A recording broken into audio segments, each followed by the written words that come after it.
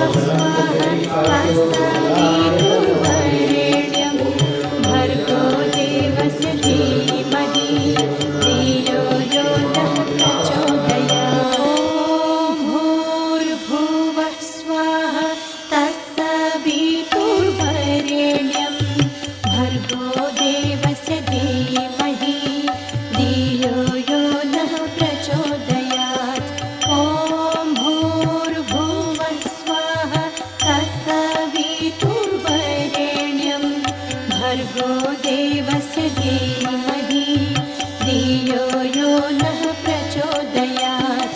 ॐ भू धर्म, संस्कार और अध्यात्म से जुड़ी ऐसी ही पावन प्रस्तुतियां देखने हेतु हमारे चैनल को अवश्य सब्सक्राइब करें। ये दिव्य प्रसारण गायत्री शक्तिपीठ, दवाड़ा कॉलोनी, रायपुर, छत्तीसगढ़ से किया गया है। माँ गायत्री सभी को सद्बुद्धि एवं कल्याण प्रदान करे।